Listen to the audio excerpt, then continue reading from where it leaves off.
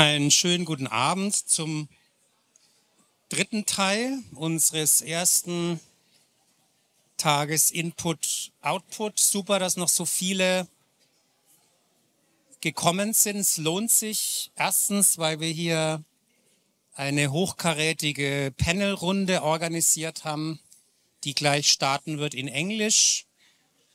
Zum Thema Media, Art and AI. Wer heute Vormittag hier war, hat ja schon interessanten Input zur Thematik bekommen. Mal gucken, was Jan Pinkava and his guests may say to this or think. I'm at the end. This is Jan Pinkava, the new head of the Animation Institute. Thank you very much. Thank you. And thank you.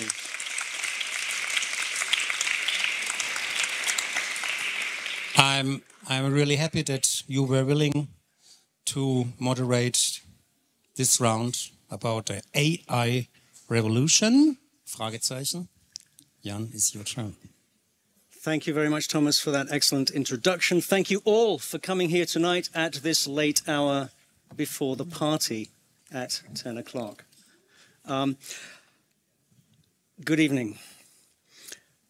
Ich bin der neue Leiter des Animationsinstituts der Filmakademie Baden-Württemberg. That's all the German from me. One of my jobs is, at the very least, to understand or have an opinion about the use of artificial intelligence in the creative process, as it may or may not affect our students here at the Film Academy and the Animation Institute. So I'm delighted to be here tonight discussing the subject with our distinguished panelists. Two things first. You will notice that this panel is composed entirely of men. We did reach out to potential female panelists, but unfortunately the scheduling didn't work, but we did try. So please don't let our white maleness distract you from the substance of the conversation tonight. I would like to thank Linda Kremer, Konstanz Bühner, and Juliane Voigtlander for organizing this panel. Thank you very much for all the work you put into it.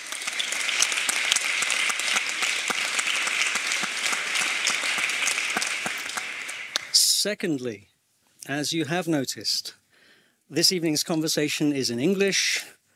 This aligns with the Film Academy's international posture in teaching, and coincidentally with my profound ignorance of the German language.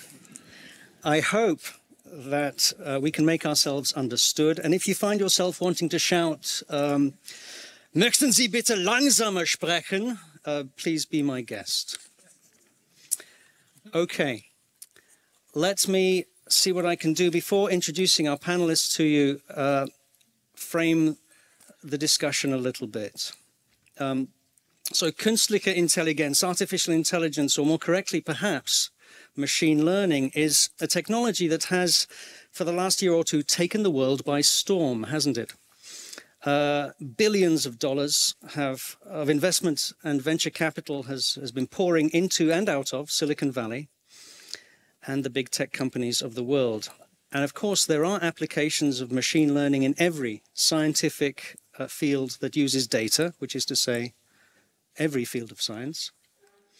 And in any field of analysis and marketing, politics and engineering, every practical endeavor from pharmaceuticals to material science to fighting wars, on and on and on, almost everywhere. Tonight, we're going to be talking about not the end of the world or the quest for artificial general intelligence. At least I don't think so. But even narrowing things down to AI in the media is still an enormous subject. It's enormous. Tool sets, processes, everything. So while we may touch on those things, how AI affects animation and film production and so on, or the Hollywood writers' strike, which is now over, or the actors' strike, which is not over yet, or we may touch on intellectual property and copyright, and stealing of images and styles. I hope that we can focus the conversation tonight on, or at least give a fair bit of time to, the nature of the creative process in the presence of artificial intelligence, because I think you are a very sophisticated audience who have an idea of what we're surrounded by with AI. And of course, by what does this new technology do to art and the artist? By art, of course, I mean art in the broadest sense. Image, moving image, sound, song, the written word, art. So I fully expect that by the end of tonight, we will have figured out the future of artificial intelligence in media art education, at least.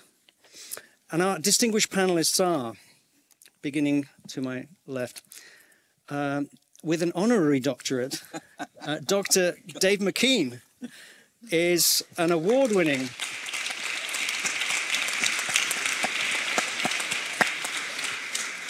it's not up there, but he is an award-winning illustrator, photographer, designer, filmmaker, writer, and musician known for his groundbreaking work in illustrating and designing over 80 or 90, I don't know, nearly 100 award-winning books and graphic novels, including titles like Arkham Asylum with Grant Morrison, Night Shift, Stephen King, and The Graveyard Book with Neil Gaiman, as well as hundreds of album and book covers, comics, songs, and story performances. His art is found in collections worldwide, and he passionately believes, it says here, in the role of narrative art. Yes, correct. In 2022, he authored the book Prompt: Conversations with Artificial Intelligence, as a thought-provoking exploration and a warning about the cultural implications of this emerging technology. At this year's FMX conference in April, Dave gave a rousing presentation to a capacity crowd about his experience with and opinions about artificial intelligence in the creation of art, and I'm delighted that he has accepted our invitation to talk with us, despite having written in the book, I very much hope this will be my last words on this tedious issue, although I doubt it will be, as AI has become ubiquitous.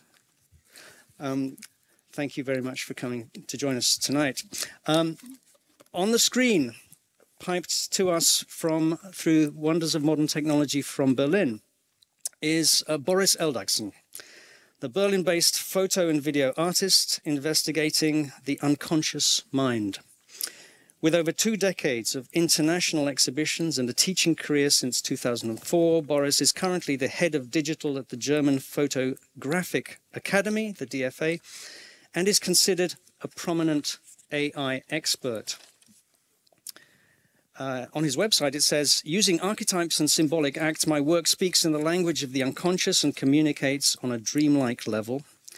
My visual poetry transports the viewer between the sublime and the uncanny, where the attributes of photography, painting, theatre, and film unite." In March of this year, Mr. Eldagsen shot to worldwide fame by winning the prestigious Sony World Photography Award in the Open Creative category with his AI-generated image, The Electrician, from his Pseudomnesia series. He subsequently informed the organisers that the entry was not a photograph, rejected the prize, and his image was quietly disappeared from the competition's website, and he then travelled to the awards ceremony at his own expense to crash the show and deliver an uninvited statement.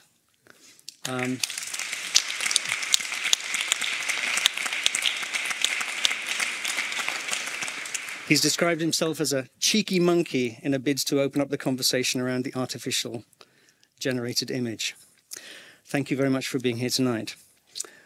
Well, thanks for having me. Next, we have Dr. Erwin Feyersinger, even though the doctor has been missed from up there. Dr. Erwin Feyersinger is co-director of the Research Center for Animation and Emerging Media in the Institute of Media Studies at the University of Tübingen, just down the street from here. The center is part of the Animation Media Cluster Region Stuttgart, the AMCRS, and he is one of the unit heads of the university's Center for Rhetorical Science Communication Research on Artificial Intelligence, which I think is a fantastic category, and has co-founded the AG Animationsgesellschaft für Medienwissenschaft. Dr. Feyersinger is has conducted research as a distinguished guest fellow at the Notre Dame Institute for Advanced Study and has contributed to various film and gaming projects. His research in Tübingen focuses on animation, film, television, artificial intelligence, and data visualization. His current project, Animvision, uses machine learning to explore animation in ephemeral films. Thank you very much for being here tonight.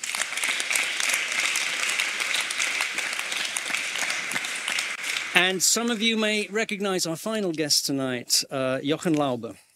Jochen Laube, a film production graduate from this very school, the Filmakademie Baden-Württemberg, completed his studies in 2005 with the feature film Urlaub vom Leben. He worked as a producer for Teamworks from 2008 to 2015 and later for UFA Fiction, overseeing the Ludwigsburg office. He lives in Ludwigsburg. In 2015, he co-founded the Sommerhaus Filmproduktion GmbH with Fabian Maubach, and together they produced notable films like In den Gängen, Was uns nicht umbringt, Als Hitler das rosa Kaninchen stahl, and no, wait, I'll get there. Yes, and Berlin Alexanderplatz. Jochen Laube is a member of the German Film Academy, teaches at the Filmakademie Baden-Württemberg, and is the initiator and curator of the Ludwigsburg Film Festival Lichtspiel Liebe. And his Netflix drama, The Empress, has currently been nominated for an Emmy. He describes himself as naive.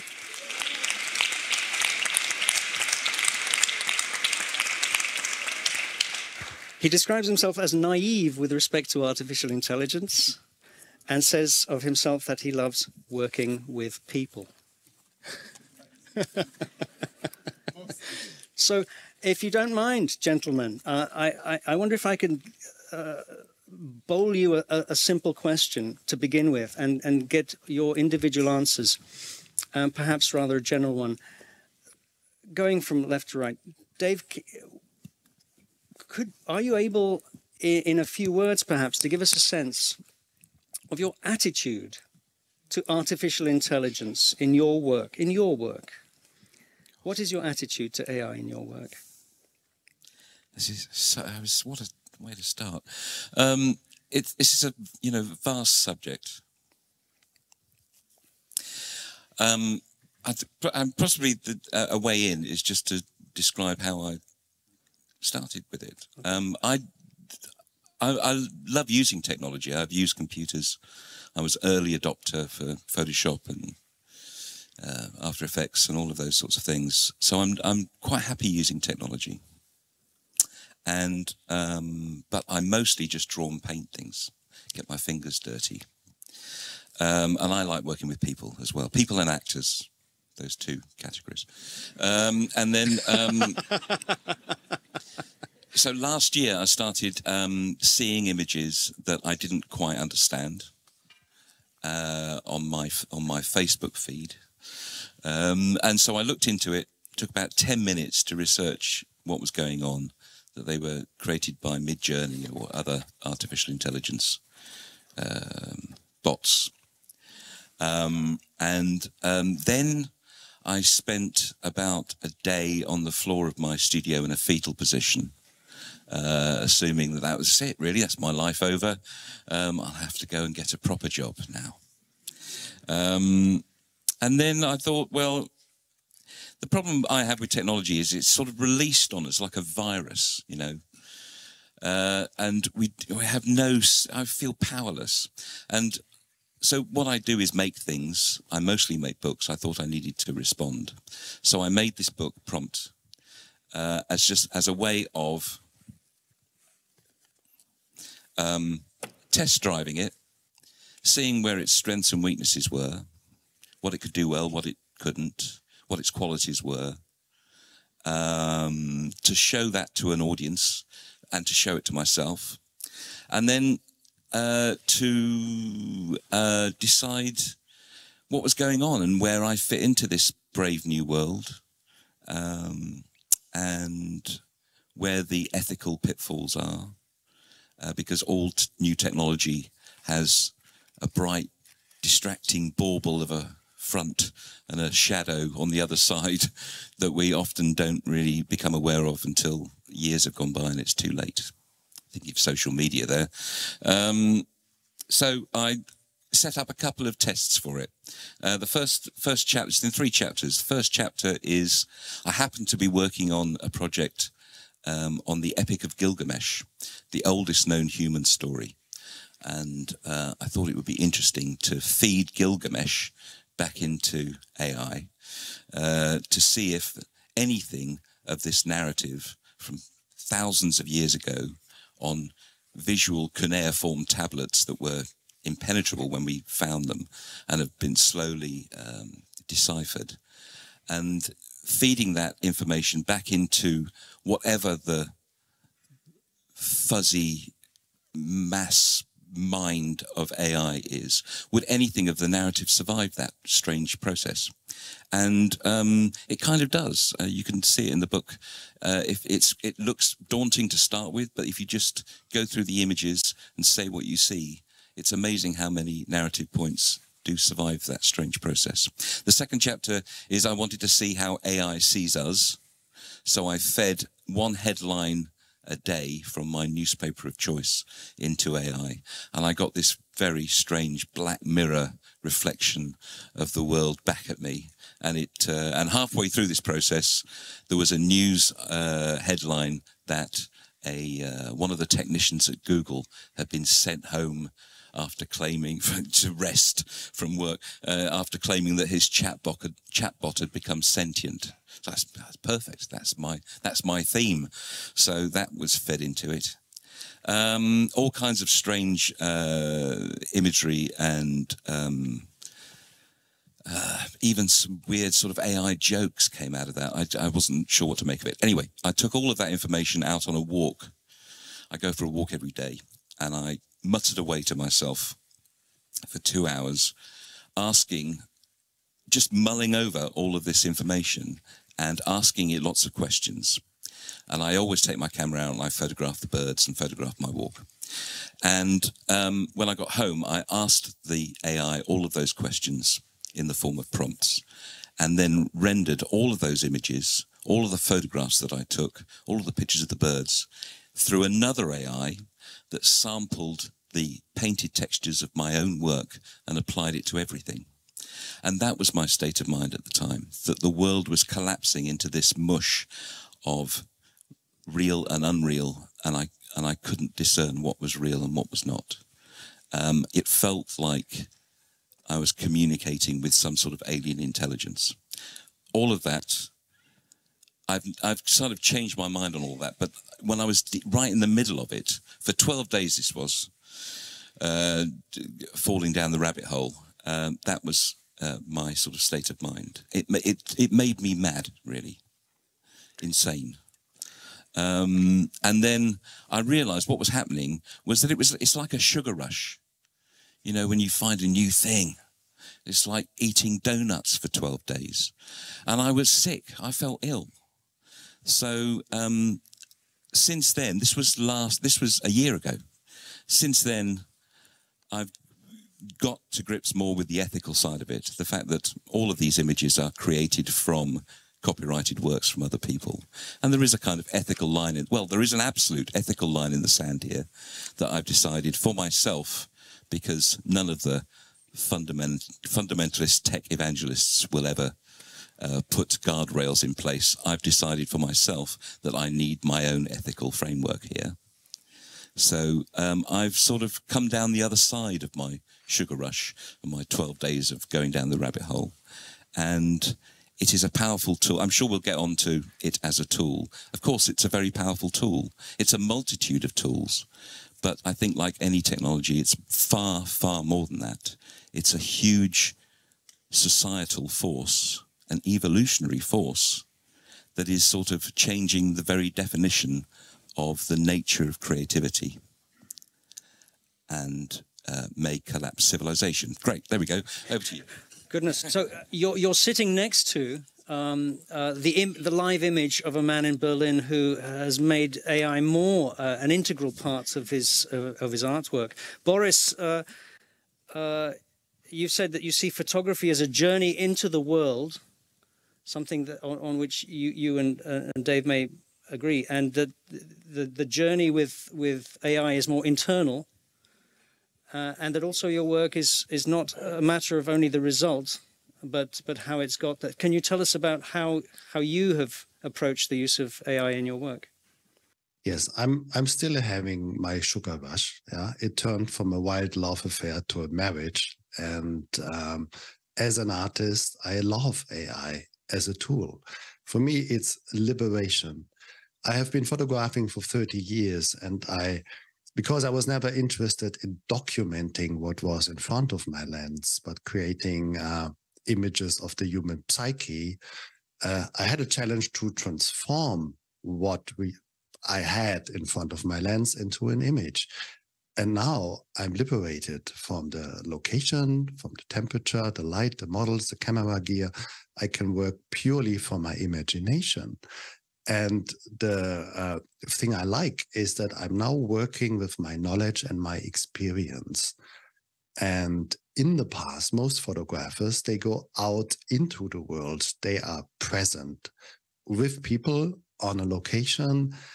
As an AI artist, it is important that I have been in the world, but now I can stay in the cellar. I need my laptop, I need electricity, and the journey is inwards. What do I want to create? Why? What is my motivation? What is my inspiration? Where do I want to go to?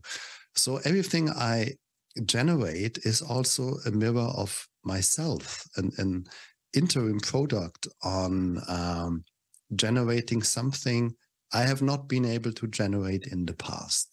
So as an artist, for me, I love it. I'm very excited. I'm as excited as when I was a student entering art school.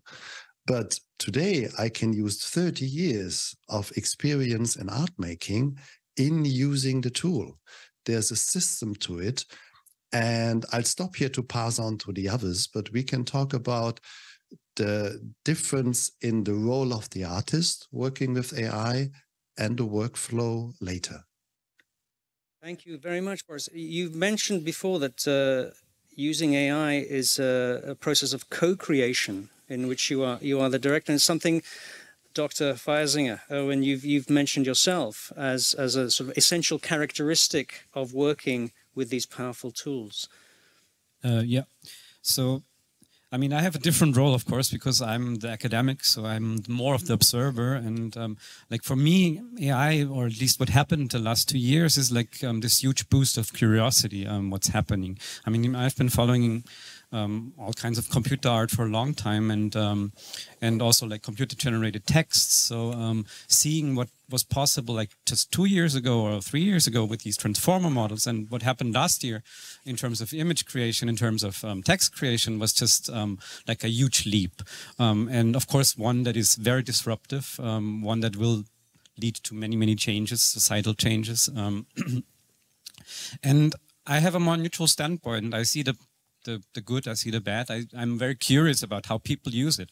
Of course, we live in a capitalist global world, and like AI is driven by huge corporations. So that's one of the main issues that I'm looking at, what the interests are there. But of course, in terms of creativity and art, I do think it's a tool. It can be used as a tool that can unleash a lot of creativity. And for my own personal use, like I use ChatGPT as a big Monty Python machine to come up with you know, surreal scenarios. Sorry. So one thing that is interesting to me is this shift of integrating machines much more strongly than before in a process of co-creation.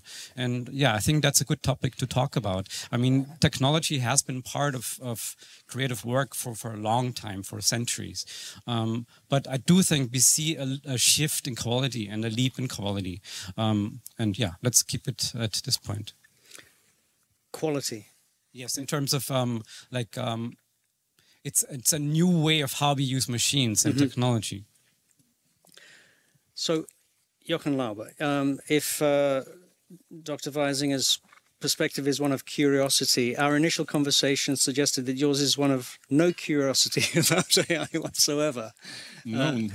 You've said that it hasn't impacted you at all in your work. Not at all. Like Thomas called me 4 months ago, there will be a podium about AI, and I said, why do you ask me to sit here? And 4 weeks ago I talked with Juliane, and she asked me again, and I said, why do I have to sit upstairs? And then we talked on Friday, and I would love to hear what you say, but in my work, in my daily business, producing series and movies, it doesn't affect me at all. And no one is speaking about it a second during my normal business. So I have no one ever in the last 3 years, we're talking about, have you seen on social media, there was one, what was one, like these first AI generated pictures everyone was talking about. We saw this movie or this little film of this Munich journalist who could speak in different languages, but no one in the business, in the daily business, is talking about that, how to use that, how to be affected by that. No one. So not even, I work together also with Netflix, and I work together with HBO, so also the American-based big companies. So to Germany or to us and to my daily business, no one has ever talked about that with me in a serious business way at all until this very moment. So there we are. It's over. We don't need to worry about AI. It's actually not coming to us. That was the thing why you called me. So the party can just start right now. That's remarkable that whether the rest of us are in a bubble or you're in a bubble, it's unclear. I prefer my bubble, but I can imagine there will be some changes in the next years. But until now, that's the fact. So I think you're saying it's not been essential to your creative process so far. It's a technology that hasn't impacted you yet. So as it's coming through for the rest of us in one way or another, it may or may not come to the rest of you in your work as filmmakers and artists. Boris, you've said that just as photography replaced painting in reproducing reality, AI will replace photography, and we shouldn't be afraid. So don't be afraid, Jochen. AI may replace photography. But do any of you see a parallel here with the physical effects of the Industrial Revolution, and now in the world of in the information age, in the media world, the parallel disruptions in ourselves and our lives, equivalent to the external world, now that machines can make things that affect our perception? I'm not sure if I got your question, if you're answering me. Industrial production of different things. It is a very big industrial revolution. Yeah, for me, it's like the invention of electricity or the internet. And everything we had been digitalizing in the 90s, we can now use to regenerate things. It can be sound, it can be moving image, it can be images, it can be text, and it's going to be a mix of that. In the future, we can use all of those different forms as a prompt to generate something. And I understand why it's not having an impact on Netflix yet. But what it does, and that summer AI video generating really took off, yeah, is that you have a very cheap means of production that you can use if you have no money but imagination. And that is something that, of course, creates a certain artistic liberation. Where this is leading to, if it's going to be incorporated in Netflix production one day, we'll see. But for sure, it is potentially a liberation for a student sitting here in the audience to create something with no budget. Artistic liberation? This is so difficult. I think in the end of the day, it comes down to my worry about definitions. How do you define art and what it's for?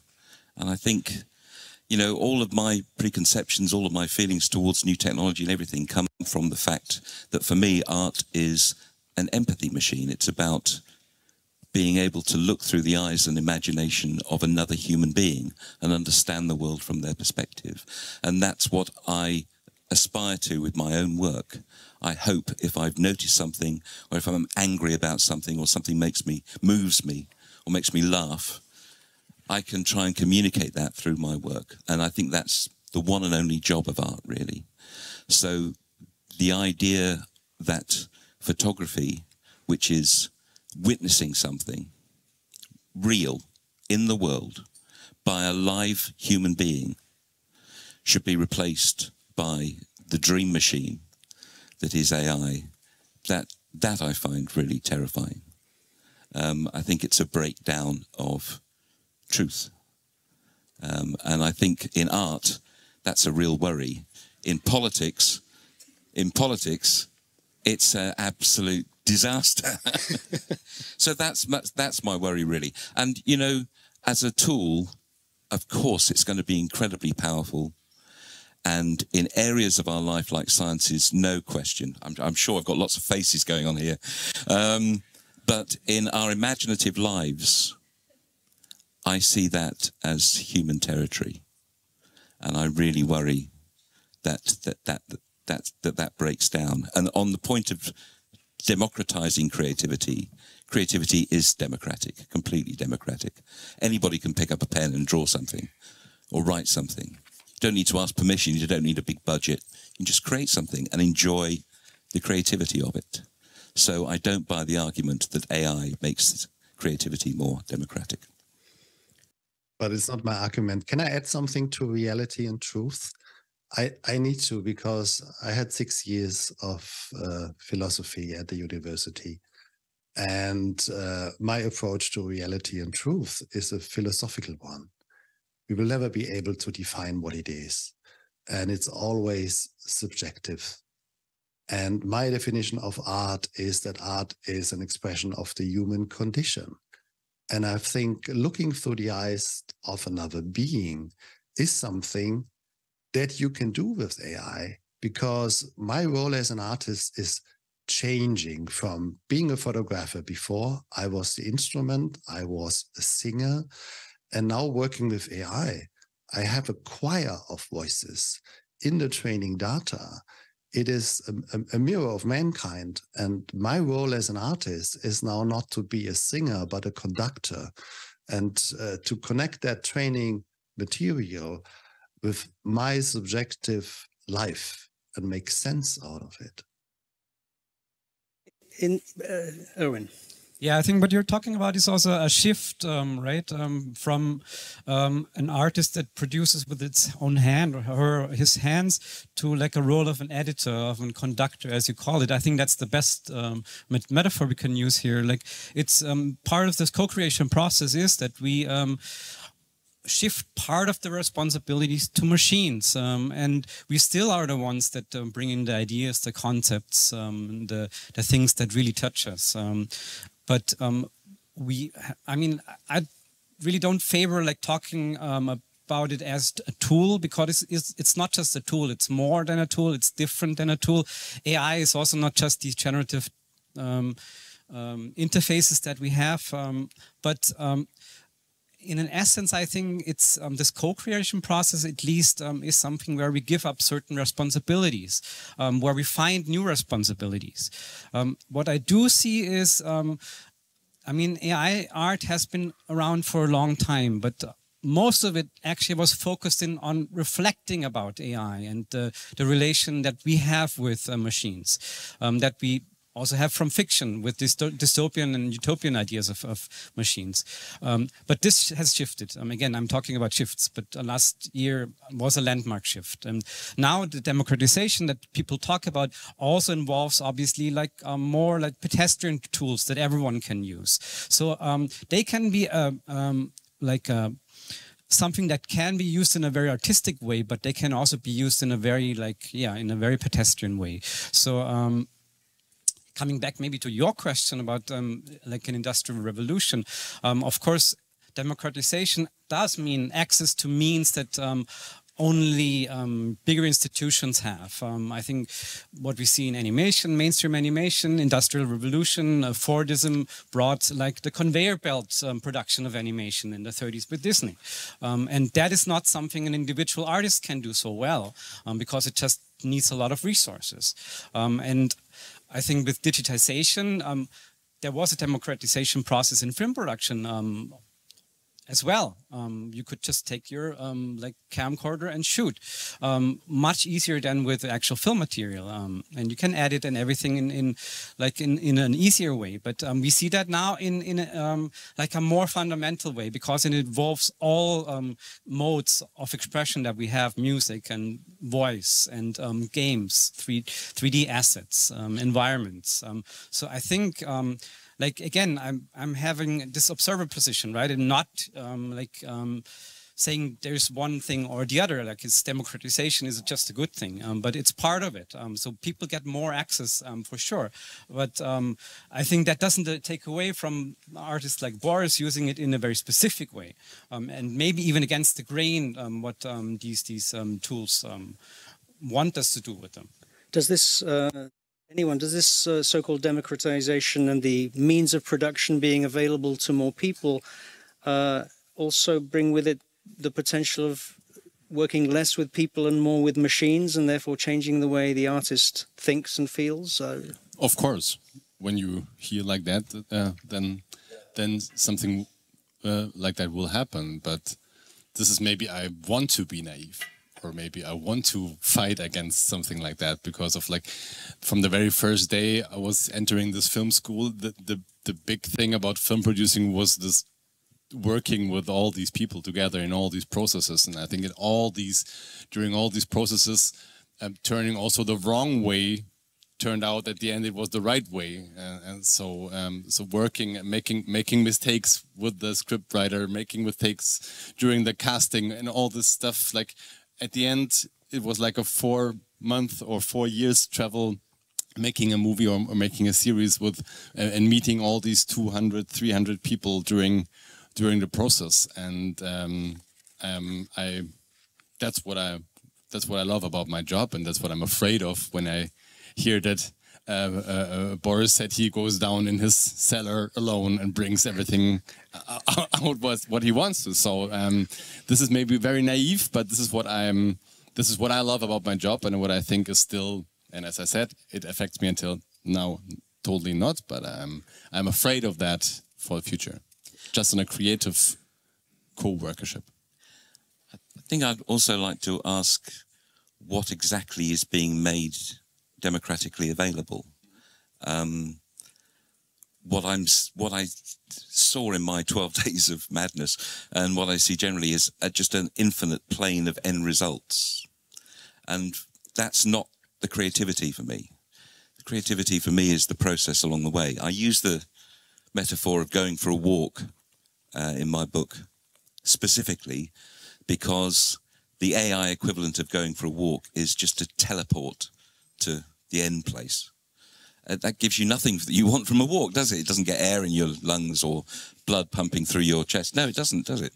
And it doesn't allow you on a path, to discover a path that you didn't know you wanted to take along the way, and all those challenges and all those things. That's, for me, is where creativity lies. The end result is a nice, side effect. Exactly. But the actual creativity is the challenge that you set along the way. Now, Boris? If AI, if the process of AI is, anybody here could do exactly the same process of putting 4 words into Midjourney and getting a prize-winning photograph out the other side. Where is the creative challenge there? That's what I would ask. Boris to defend himself here. Yes, please. Please defend yourself, Boris. You've spoken about your process and the journey that you undertake to do your work. Well, there's nothing I need to defend. Like the more informed your prompt is, the more different the outcome is going to be. Yes, you can put 4 words in it and you get a result. You get a result if you just put 1 letter in it. But why I love it is in text prompting, if you use your experience, you can make a difference. What all people can type in is, who should be the subject? A dog. What kind of dog? What is the dog doing? What is the emotional quality? Where is it going to happen? This is something my mom can do. But when it's going down to your experience, if we take photography for an example, it works the same with film. If you want to generate something that looks like photography, what part of photography in the history of photography are we talking about? What is the camera? What is the lens? What is the shutter speed? What about the composition? Are you looking down onto the dog? Are you looking up? Is something happening in the foreground, middle ground, background? What about the light? What about the colors? What about the reference? And it's not just stealing a style of existing artists. It's platforms, it's schools, it's decade. An image of a dog eating a pizza will look differently if it's advertising, wildlife photography, or art.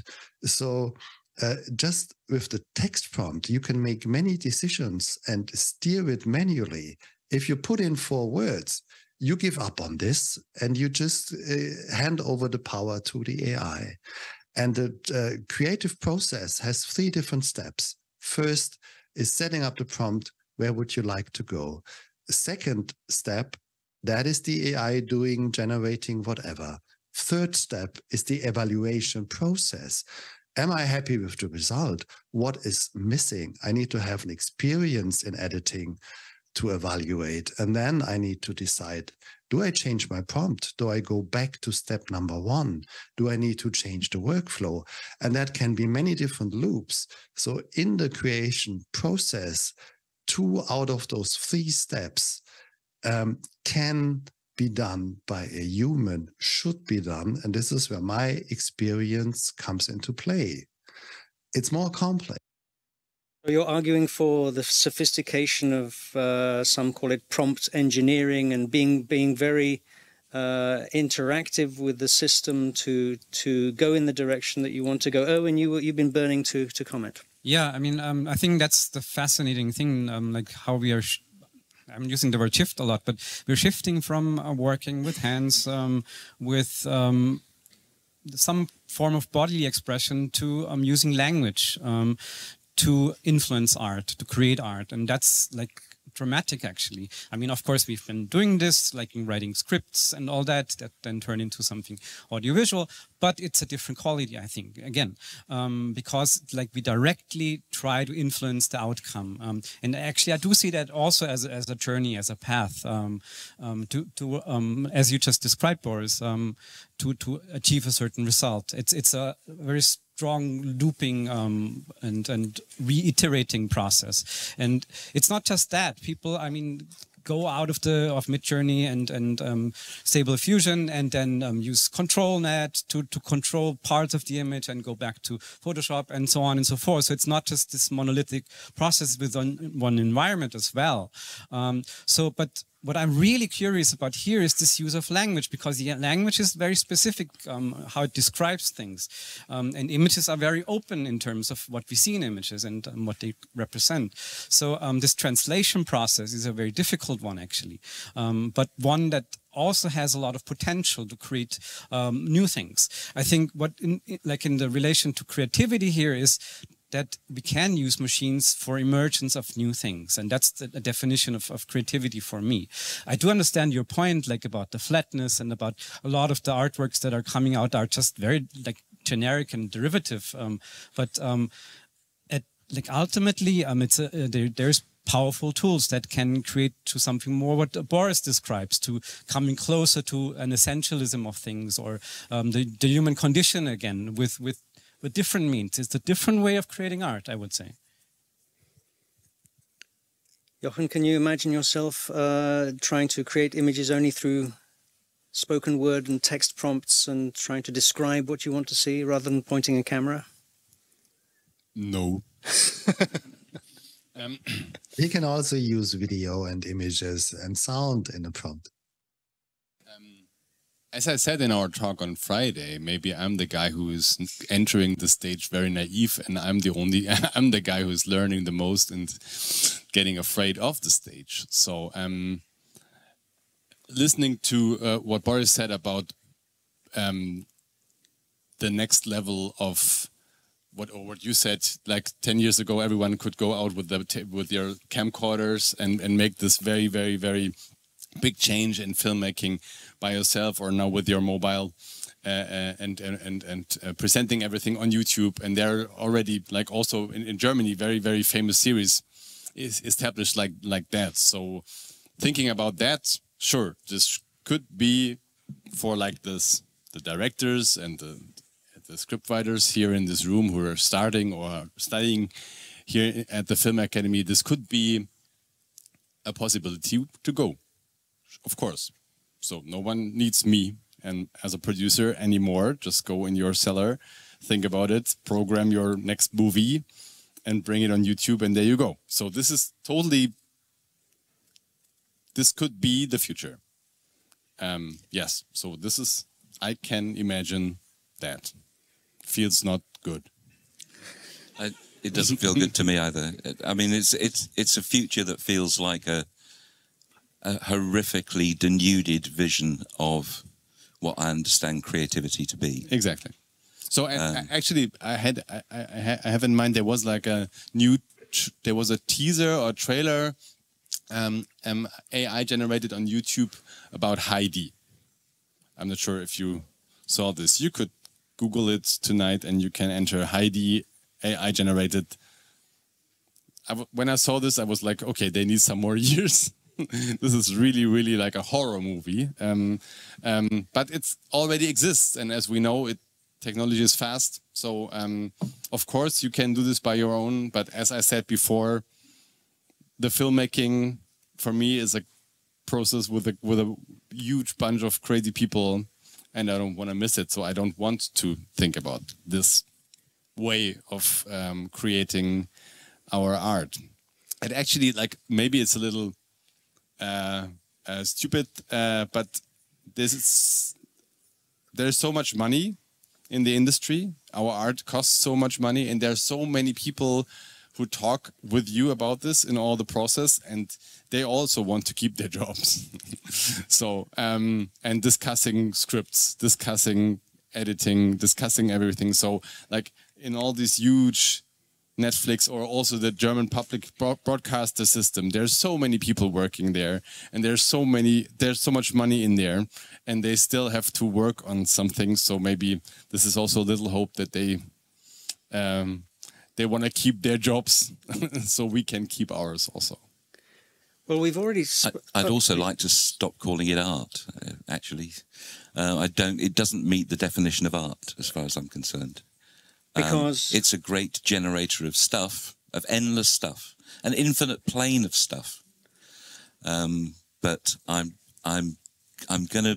This is the sort of human fight back, really. I'm determined to keep the definition of art a human activity. So, the point is, I'm working with the machine. It's a tool. It's a tool. A tool is never art or not art. It is what we are using it for. It's like a camera or like a pen.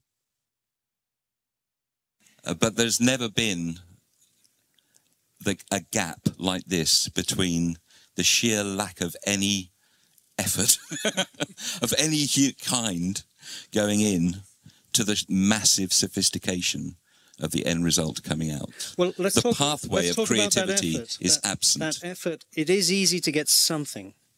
And the question is, can you get something along the lines of what you intend to get? I was going to say that there's this huge grey area and these little definitions. The one that I did want to say was, the curatorial role of, modern art has brought it on themselves, really, conceptual art.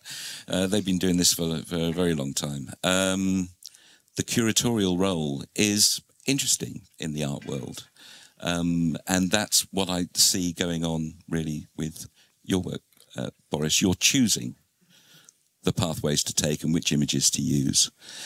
And that, that's a part of the art world. I have to say, it's not mine. And the vast history of creativity leading up to this, that has been a slow human evolutionary process to change in a year to something else is a force that you play with at your peril, I would say, in terms of the effect that that has on our sanity and our senses of self.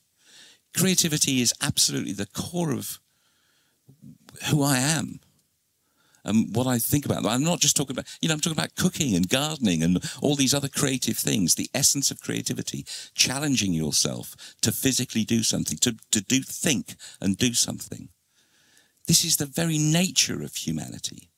To play with that force, I think, for the sake of, the race to the bottom of tech heaven, is you do this, you really must think about this. Now we can do that. We can choose to do that and redefine everything next year and do that. But for Christ's sake, let's go in with our eyes open and having talked about it seriously, not be fascinated by the bauble of massive, lots of sugar rush stuff. Let's think about this carefully. This is a major change. No, I totally agree. But I do challenge myself in trying to get something out of the machine that goes into the direction I want it to go. I think the creative part that I have also struggling with the limitations that we have today is something that I had when I was doing drawing, when I was doing photographing. I see many parallels in the workflow of drawing and photographing to working with AI. I don't see myself to be replaced. And in my definition, art is about the human condition. And I don't see an AI replacing me here, because an AI has not a motivation to create art. And even if it can do all those 3 little steps and decide on many of those creative decisions, if an AI is wanting to make art, it should show what it means to be an AI. What is the AI condition? And then we are talking about 2 different species. So why should I be afraid? An AI will never have a childhood, a broken heart, a marriage. If it mimics us, in my definition, it's not art. We are talking about AI as a personified thing. We seem to be projecting onto these systems, these machine learning networks, a persona, because that's, of course, something that we as humans do to each other constantly. Is this a mistake? It is a mistake. It doesn't have one. In fact, artificial intelligence is a terrible name. It's very badly named. It's not intelligent at all. And again, that's what I'm looking at, an infinite plane of meaninglessness. It emphasizes quantity as opposed to the quality of meaningfulness, which is what I go to art for. We're really looking at this from 2 ends of the spectrum, I think. I think the main problem is that intelligence is not really defined. Creativity is very hard to define. And then what do they have in common? What is the difference? If you look more closely into it, and I did this summer for what I do as presentations, there had been many studies saying, human creativity can be replaced. But again, they have no definition of creativity. There are certain aspects of creativity, for example, combining things that an AI can do very well. As good as we do, sometimes better. And there are certain parts that an AI can't do. I think we are talking on this too often on a surface level. The definition of creativity, thoughts. We are talking about fundamental definitions because technology has altered the process and we have to think again about what we're really doing. To be honest, I'm happy talking about it on a surface level. I'm not a relativist. I want a practical solution to living my life. I have a reasonable idea of what I mean by creativity and art. And when it comes to this technology, what I worry about is a sort of fundamental breakdown of what we can believe in, of truth. We've got much bigger issues in the world to deal with than jobs lost to a new bit of technology. If we're going to work together on solving these things, we have to agree terms, working terms, not aesthetics, philosophical, nuanced terms, just working everyday terms. So I want a way of understanding each other. That's what I go to art for, and that's what I go for to basic definitions of truth for. And think that the way that AI will I believe, fill the world with stuff. Brave New World got it right. You don't need to suppress the truth. You just swamp it out with a tsunami of crap, and nobody knows where the truth is anymore. Nobody knows what's real anymore. That's how you destroy civilization. So, this is what I'm worried about. And Boris. Owen Feyersinger. I completely agree. I mean, it's not the art that the artist makes. This is one of the ends. Like the artists will always keep using their hands and make art. I mean, why wouldn't they? And the artists that use machines to create art, they will always be there. They have been there for a long time. So I think that's not really at stake here. At stake is the ton of stuff that is put out there, the ton of meaningless and potentially misleading images, the ton of text that are already, like, you could find them like a couple of years ago on fake news sites, and now it's getting manifold. So this is like, these are the things at stake. I think what you also, like, not like the artistic truth, but this kind of truth is at stake for sure. People not understanding what they're dealing with because it's really hard. Because it sounds good, it looks good, it is convincing. So I think that's at stake. And art, I think, is more at the borderline that can teach us more about it, actually. The Heidi trailer is a really good example, because you misunderstand it as a showcase of technology, but it's actually the other way around. It is like, it's intentionally uncanny. Like a person went to Runway ML and like put prompts in there to create like fascist images of Switzerland, to create like uncanny, unhuman images to reflect on this technology, and that's art. Like, I think that's a way of how to use computers to reflect on them. But I think the shiny bauble of the distraction is the Trojan horse through which all of this crap comes. Same with social media. I wouldn't. The shiny bauble of the cat like videos. Because of that. No, I'm sorry. I'm talking in big sort of broad brush strokes here.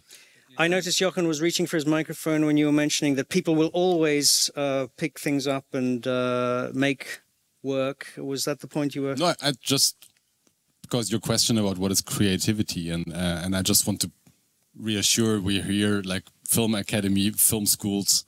And like, it's a very, very philosophical discussion right now about AI, and I really love to listen to you. But I think, again, talking to you guys, like, creativity is for me exactly what is happening in this school, working together, bringing ideas together. Not only your idea, you and the machine, like, because find your teams, come together, find your DOP, find your scriptwriter, find your person, your musician, build teams, work together on something, and put your creative brains together on the first short film or your diploma or whatever you're working on, and bringing this together. This is what defines creativity for me, like bringing brains together who can do their special thing much better than I can do, because I think like programming a computer, that's total. I think this is like for an artist by himself, like a picture. I totally get it, and also I think there will be successful movies in the cinema, because like people at the cinema, they don't care how the movie is made. There will be totally very successful feature films in the future made by AI, for sure. Period.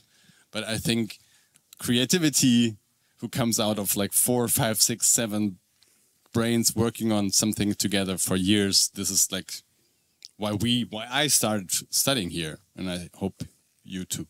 So this is what I think about that.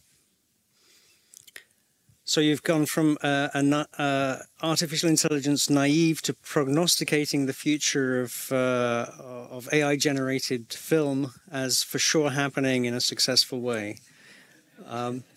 Yes. It seems self-evident.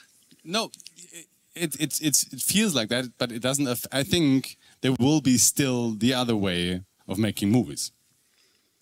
So there'll be two modes of filmmaking, the human and the AI. Yes. What about a mix? Why can't AI be part of that team that you are mentioning? Why can't AI be part of the team? Why can't we live together?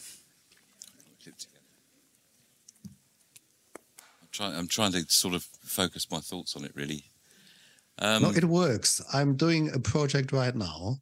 The three of us, me and an artist friend from Bangladesh, have been working for 6 years as a team. And now we have AI as the third member.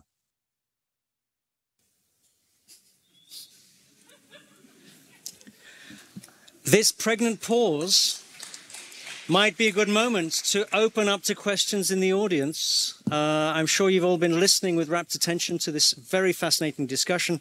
We have a question from Thomas Schad. Yes, I excuse my English so far. It's not so good than yours, but for me there's a point, and I like to stay close to Dave, because we discuss here using AI in an art and creative surrounding. That's fine. You are self-responsible people, and you can find a way to work with AI as a tool. Fine. But what is about all these devils walking around the world and using AI maybe in a quite other way? Then we discuss it here. And as you said, we cannot understand, or we cannot see what is truth and what is fake and what is deep fake or what is lie. So what about the economic interests of the companies developing AI? How regulate this huge machine in the future? Is anybody here who can control it? Can anybody tell me, as we heard in the morning, that AI can create bad AI stories in the same way than good AI stories? Because everything is in the machine. So I'm more afraid about what's going on politically or in the society. What is about the employee structure of society, for example.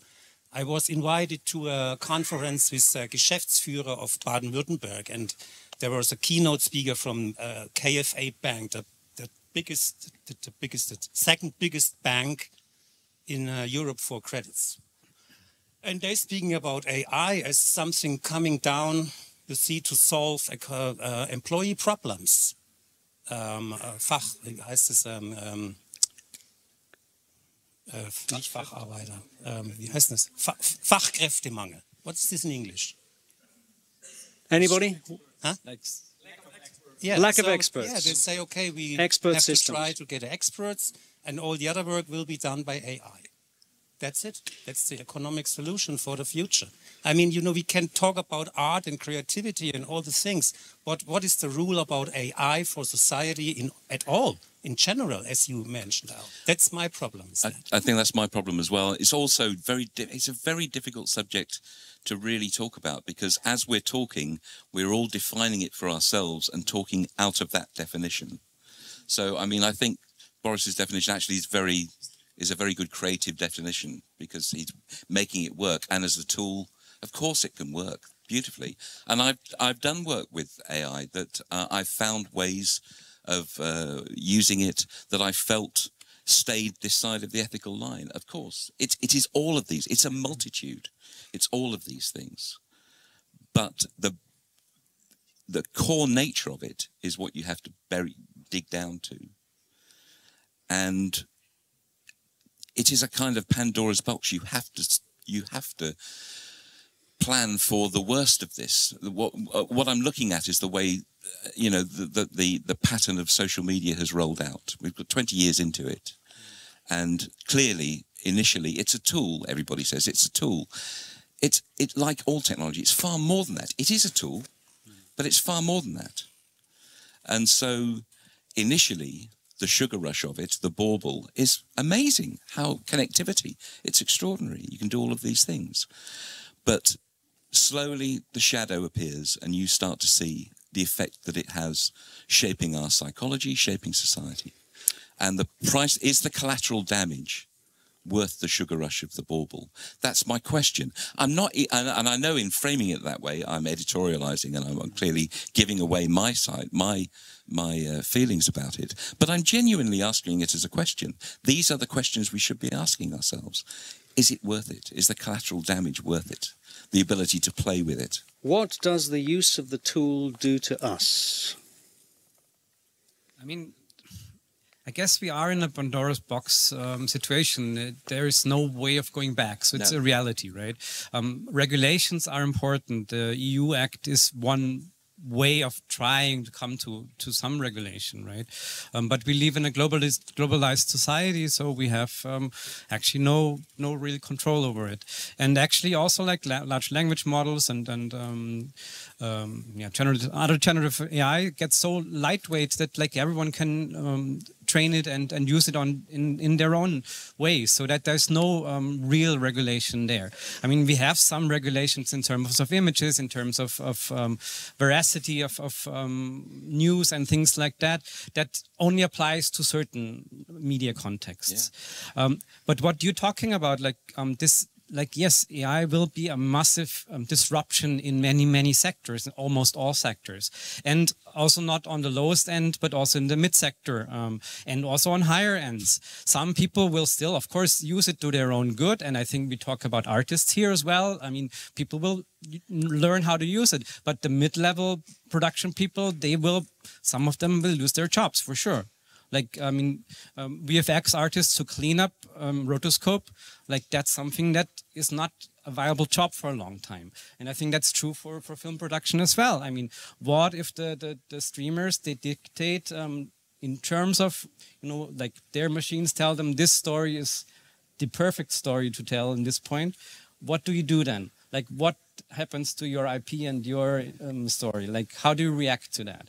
Like, because we are living in this industrial sense of film production. Now, I'm not talking about art. Art is also like very focused on money and capitalism. But when you talk about film production, I think you know, there's a lot of market demands, and the market demands will lead to things like the writers and the actors strike also saying, like, you know, the market will demand us to use these tools because they're more efficient, they're faster, they are probably more calculable in terms of the revenues that we're making.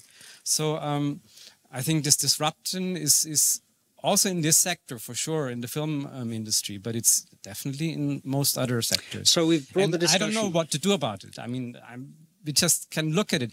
On the other hand, I want to end on a better note, though. I think it will also lead to new jobs and very viable jobs. So there will be, again, the word shift, but the shift will not be for the better for a lot of people, that's for sure. So we're bringing the discussion outside of media into the general world outside. Anyone else in the room have a burning question for our panelists or a comment, since we're putting it to the floor?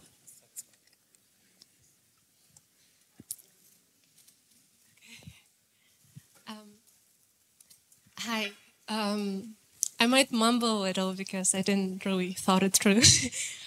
So at one point, I think Dave or Boris said that creativity is democratic, and with which I sadly cannot agree and cannot close my eyes on your white maleness. Because we all understand, I think, that being creative and creating art by humans is a big luxury. Is something something we are trying to do or to achieve, or I mean, we're strike to it.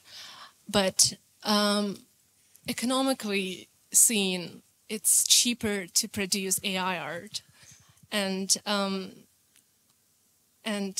my worry is that not about the big companies who can have the budget and afford themselves all the artists, all the best writers. And whereas that the middle or smaller companies and studios gonna choose AI over human work because it's just simply cheaper. And yeah, that what if economy like wins over morality here? Economy over morality. I think you're right. I think the economic imperative will inevitably mean that AI will be used more and more and humans less and less. And I must just say, when I meant creativity is democratic, I wasn't really talking about the business of it, the you know, even being professional about it. I was simply saying anybody in their homes can choose to do a creative thing. I wasn't talking about being paid for it and the access, you know, that some people have over other people. I wasn't talking about any of that. I was simply talking about the act of just choosing, wake up in the morning, choosing to do a creative thing.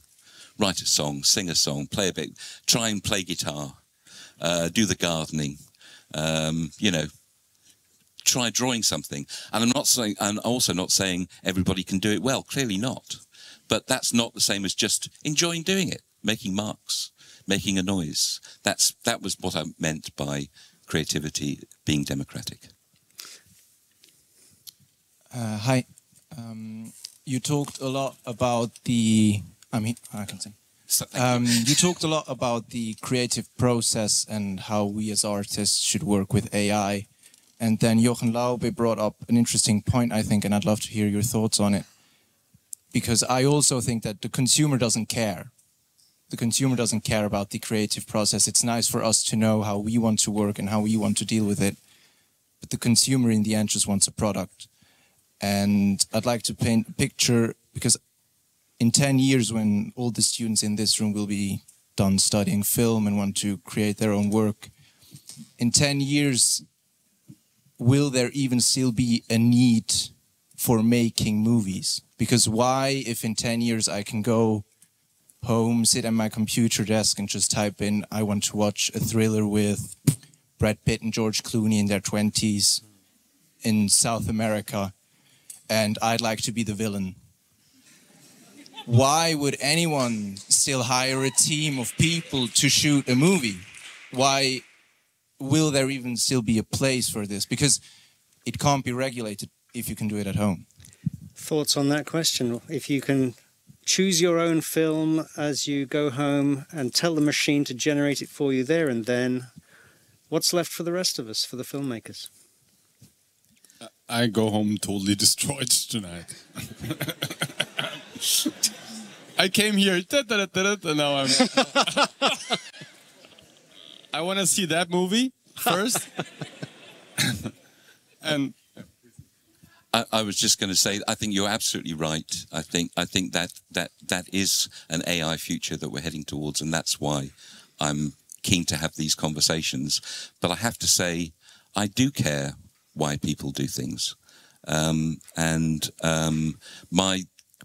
I've never been, you know, I don't usually go into art schools very much or do much lecturing or whatever, and I've never been a big fan of sort of technique and style and all those sorts of things that are obviously so important on courses. I want to know why you've done this. Why have you made this? What's made you passionate about this thing that you've done? Has it made you angry, or has it made you cry? Has it made you laugh? I want to know that story. I want to know the world through your imagination and through your eyes. So I do care why. And I completely understand that, you know, a lot of people's interaction with art and film and all of these things is purely entertainment. They just want to take something away from themselves. I understand that, and of course that's the case. But from my point of view, I do care passionately why people choose to do things. And I want to see that reflected in the work. And that's the reason why I don't think that's the end point we're steering at. I mean, that will be one part of the whole mix of things, but we will still have this because we want human-made stuff.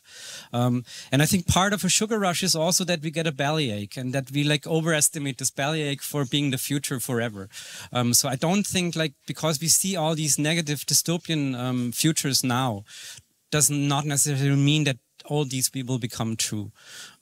Some of them will, for sure. I mean, this will happen. I mean, we can prompt whatever we want, a computer game, a film, whatever we want. But then it's not curated in a way that, you know, like we get this input from other people that they tell us human stories. It's boring to find your own stories all the time also. I've only taken my side of this argument because the sugar rush is so alluring. Yes. You know, you don't need anybody to tell you why the sugar rush is so great. I think it's just really important to keep the shadow in mind. Definitely. So that's why I've taken this side. There's another question. Yeah, hello everyone. Thank you first of all for the very interesting panel so far. I have no so much as a question, more of a regard, because we talked about bubble earlier, the tech bubble, the creative bubble. What I want to bring up is the fact that we are now talking about AI impeaching in the creative sphere, because a few years ago when AI and automation became a topic, and for example there was a discussion of, oh, all the truck drivers are going to lose their job, the entire society pretty much went like, well, progress, and suddenly now it's impeding on our terms, and suddenly we feel somewhat offended and do the same narratives that the truck drivers were using, like no one could do our job. That's, I don't know if that prompts a discussion to some extent, but I just find it interesting to shine a light on ourselves as well, that we were somewhat dismissive about the discussion about economic factors and challenges for the society, and now that it's suddenly facing us, we're getting scared, so to say. Dare we say the special place of artists in society is being challenged. Jan? Yes. Yes.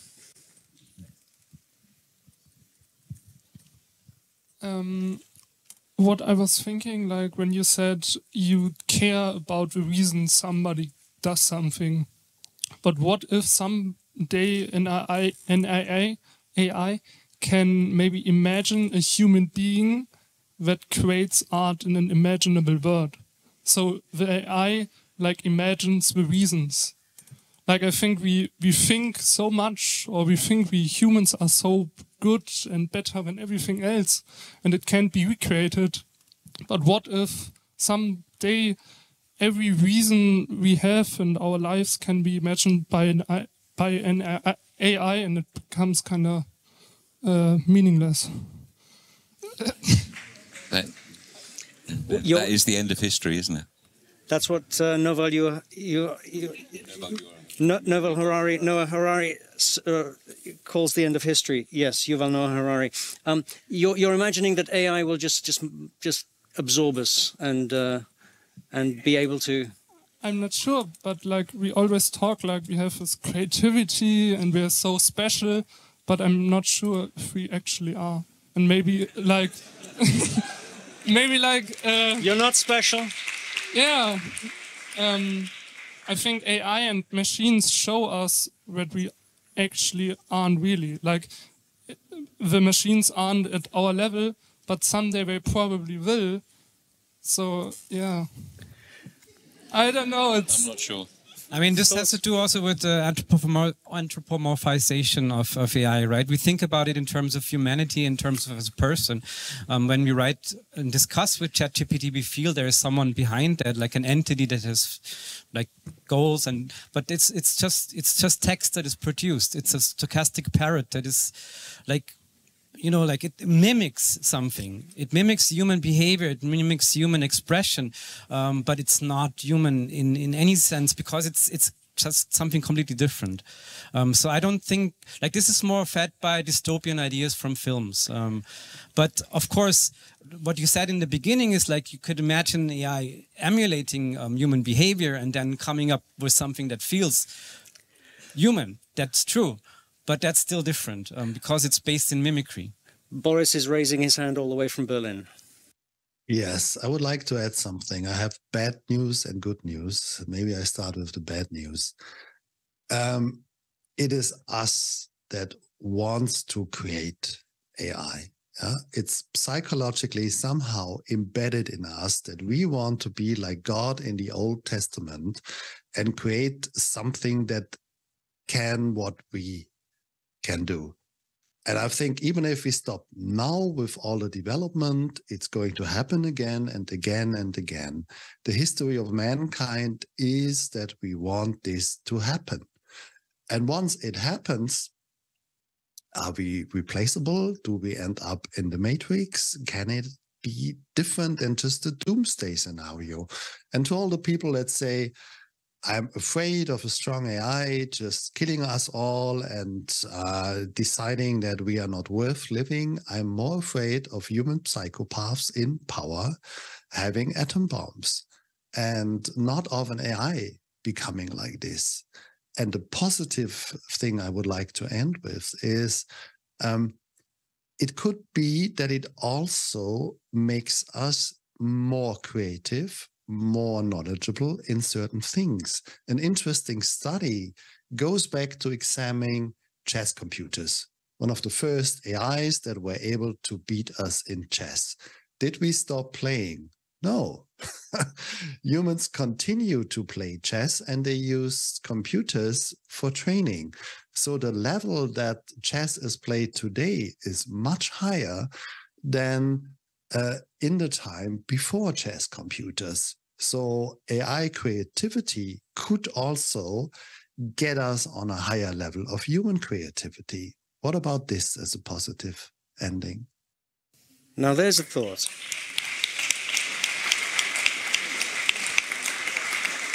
A question. Yeah, so my question's a little bit different.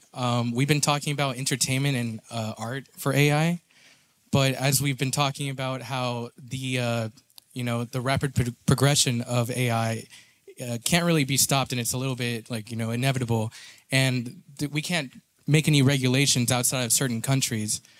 Don't you think we should be equipped? As Thomas shot, he made a great point about how there's like evil people out there, he said devils, that will probably use it for propaganda and maybe government as well. Shouldn't we, as artistic truth tellers, perhaps, shouldn't we be equipped, as in be prepared to counter that by, getting actually interested in AI and how it works? So being well-versed, well-trained in this new technology so that we can counter the bad actors in the world. So it's a fight between the good and the bad using these tools. Is that the point? We need informed opinions for sure, and we need to educate people. We need AI education in school. We need that desperately, and we need to see how important that is. But and we need institutions that fact check, that counter such evil or malevolent actors and so on. So yes, we do need that for sure. And what we can do is we get an informed opinion. That's why we have all these discussions also. I think that's essential. And actually it's really, it's a good time. We talk a lot about creativity, about art and these things with a lot of reflection that we have not done before. And it's true also, we should think about other sectors, and that's one of the major problems we're facing today, that everything is really fractured. Like there is not strong unions. And actually in the film business, we do have some strong unions, but other sectors don't, like the poor call center workers. They're just there, and they will be gone because the machine can do that. So yes, we have to support each other, like across the whole societies, especially also thinking about Global South, because AI is a lot about resources and who has access to resources and who is exploited of their resources. So that's another thing behind the shiny light that we think about. Social justice, a global social justice, that AI is not really, on one way, it is leveling the playing field because people, for example, that are dyslexic, they can write perfect texts now. But that's like a minor part. A lot of people will be left out of this developments. And that's another level we have to think about. I'm not AI, ich kann bloß bis 3 zählen. 1. Okay, we'll have 2 or 3 more questions from the audience. And then I think we should start thinking about our party. Hi. If we are shooting this discussion and if we see after 10 years, how you think we will react in this discussion? It's an excellent question. What will we look like in 10 years to ourselves after this discussion? Jochen. I know how I look like. Very, very. Today is the last day of my funny life. And Get him a beer quick. You won't be around then in 10 years' time. No, No, please stay. Please stay. You are president of the VfB Stuttgart. Yeah, I go take my soccer. No, I'm really in shock. Really. So I'm totally. So I'm not that I'm like stop my working tomorrow. And as I said, also like the big companies, they don't work or they even talk about it yet. And sure, the strikes affect me a little bit, but in a positive way, because I can reach very, very famous English casting directors. And they weren't reachable before, and now they react and read the scripts, and now we're working together. But I think I learned a lot today how to see in the future and how to like really. I just come all the time. I come together like with like talking to like 200 film students. You know, when I started here, the director was Albrecht Ade, like the very first founding director, and he started like this very first talk on the very first day, saying, "A third of you will drive cabs. Welcome to the Filmakademie Baden-Württemberg." And like now, 25 years later, we're sitting here and talking about like everyone will be replaceable by AI. And I think because Albrecht, he didn't know what was coming, like all of this Netflix and all of these streamer stuff and all of this money.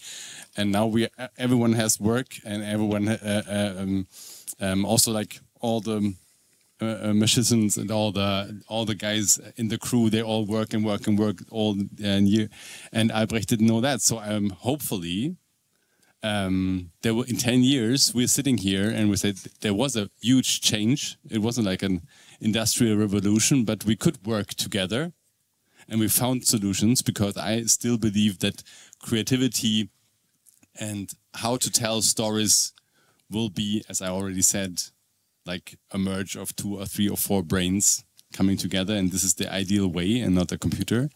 And we can use them as like maybe, for example, when you go to ADR at the end, like you need some new voices because the actor, or there was a horn in the way at the sound, and you need like his voice again, and you can transform his voice, and he doesn't I think this is exactly what the Hollywood actors are afraid of at the moment. Yeah. Exactly. So I think there will be a lot of new things we have to learn and to work together with artificial intelligence, but we will be all in the business. So you began dead in 10 years, but your natural optimism took over, and you're now looking forward to a better future. Exactly. Erwin, what about you in 10 years' time? I think that's actually close. That's what's going to happen to you. Like, it will gradually come, and you will not really realize actually that you're using so much AI in the whole process.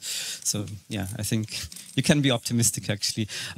I do think like we are talking about very important things. We're talking about what makes humans humans, and what humanity is all about, and human creativity and expression. And I think these are timeless things to talk about, especially in light of technological development. So I do think we will look back and say like, oh, it came very differently, but a lot of what we talked about also came true. So it will be this mixed bag. And like, I don't think there is like need to be like super afraid, but lots of things will happen, because this is a very disruptive technology. So we should be aware of that.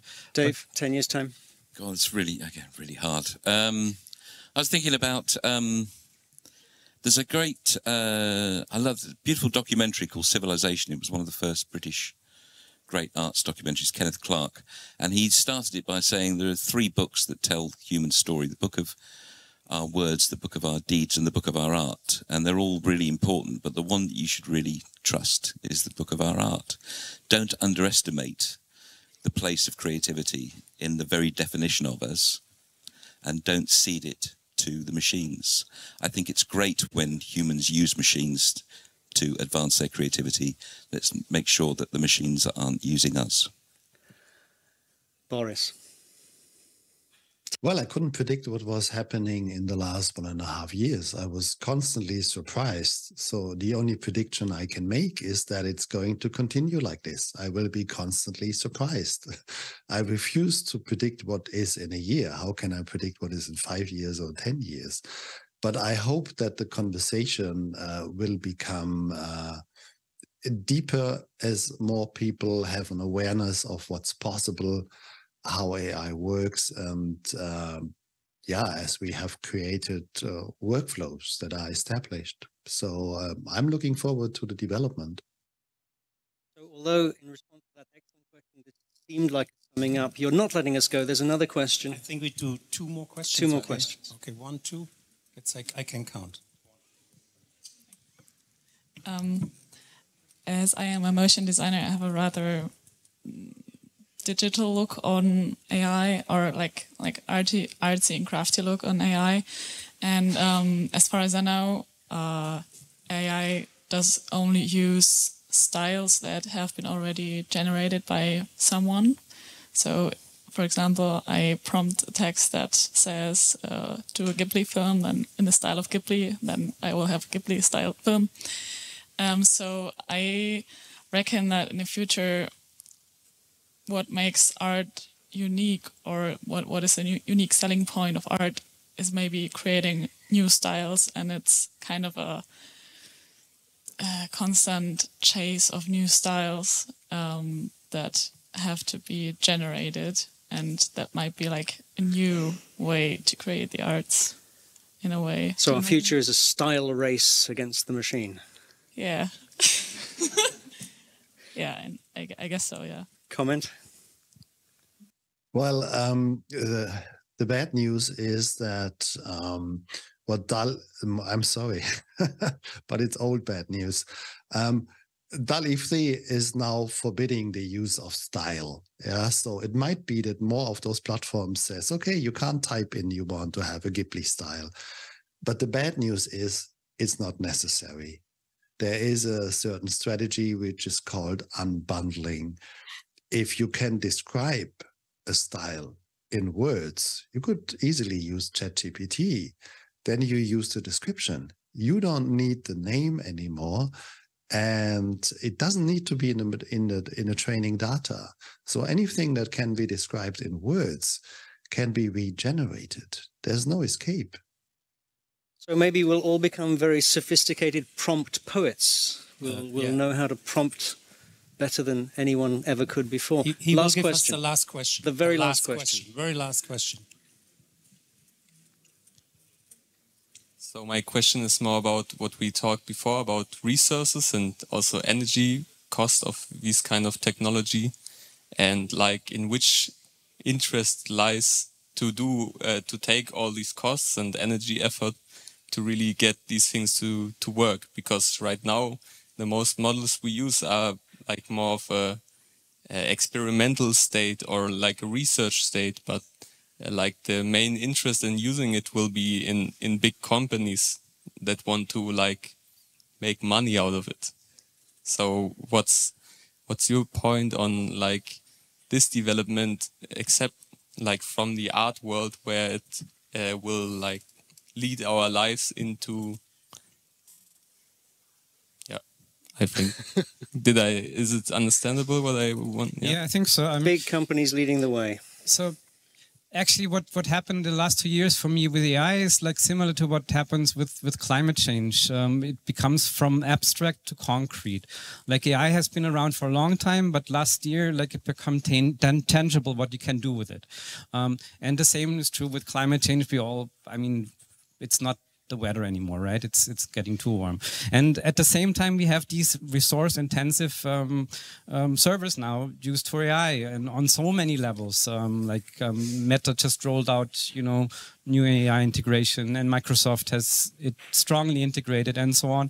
So of course that is very resource intensive in terms of energy, and that's the last thing we need right now in this global warming situation. So that's one of the not a level of worrying things. Of course, a lot of it's lightweight, but definitely it does not you know, help us in this situation very much.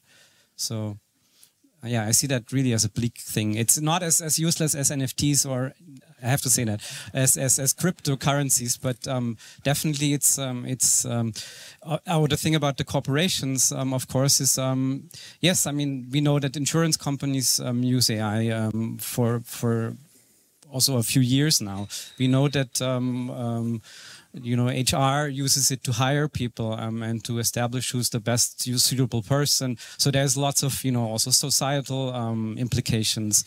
And ultimately, I mean, it's used by those who are powerful for powerful things. And in a global capitalist society, that's not a good thing ultimately. But that's not a very good word to... Any more thoughts on that subject? I don't represent a company. I've never worked for a company. I'm not really interested in companies. I'm just an individual trying to make stuff, live a creative life. And the point that I realise you brought up absolutely rightly that wasn't really intended was that, of course, people will still make things. But whether they will be able to live a creative life, I think, is up for question. I assume many of you here hope to do that. And I can, you know, I've been happily doing it now for 35 years. I can tell you it's a lovely life to spend your time doing the thing that you love and making things. And I wish it for anybody who wishes to do that. I hope the world will allow that. I don't doubt you'll be able to wake up and draw a picture if you want to, but whether you'll be able to spend your life doing that, to become professional, to become excellent, because excellence can't be achieved in your lunch hour. You have to live that life. So that's all I hope for, really. I don't want to lose that. So,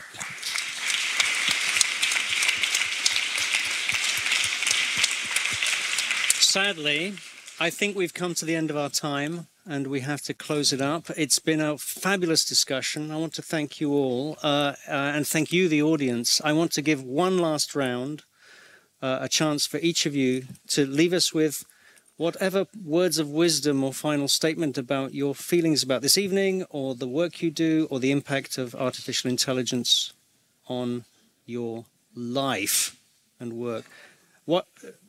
Anything else to say? I think I've said more than I needed to. I suppose I'm just very grateful to be able to have these conversations. This is really, really important. I'm fed up of being experimented on by tech bros in San Francisco, and I think it's important that we stand up and have our say. This is our lives that they're changing, so these conversations are important. Boris in Berlin, your last statement, please. Look into the technology. I think it's possible to lead a creative life using them. And regarding leading a creative life as an artist, I was never able to live by my art for many years. We are living in capitalism. I had to do many jobs that somehow were forced upon me, but this was also part of my creative life. And with all the professions I had, I got something out of it. So be open, experiment, look into this technology. At some point in your life, all the things you do will become one and make sense. And if not, then you've died too early.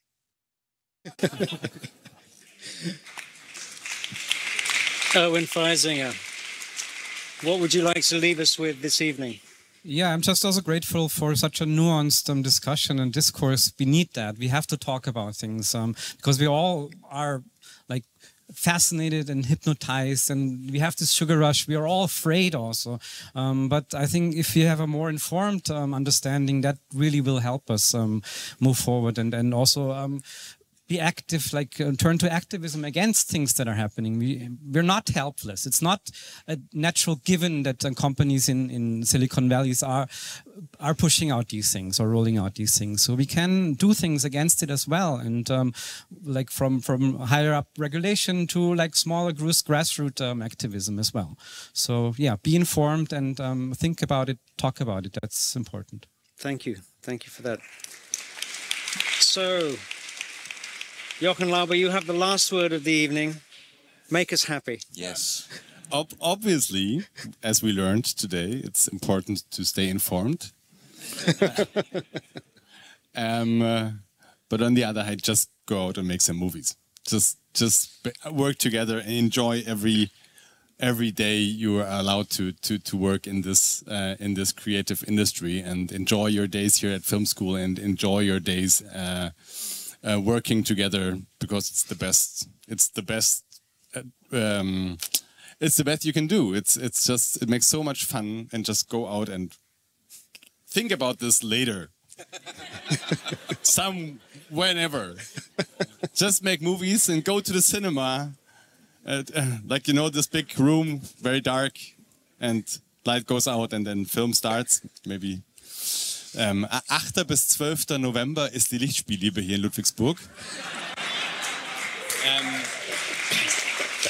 So the film festival starts at November 8th, and the filmmakers are coming. They are all real people, and you are pleased to talk with every one of them. So please be aware of that. Like 500 meters away from here, and maybe we can do the same thing as last year. Thank you very much, Thomas. Last year we had the cooperation with the Filmakademie that no one of you has to pay entrance. So you just have to show your pass and pardon. I understood human ID. So just bring your human ID with you, that you're a real filmmaker, and you will get access into the cinema. Thank you very much for this. Very, very. Thank you very much, our panelists. Thank you, everyone. And there's a party in the film gallery. Enjoy yourselves. Thank you.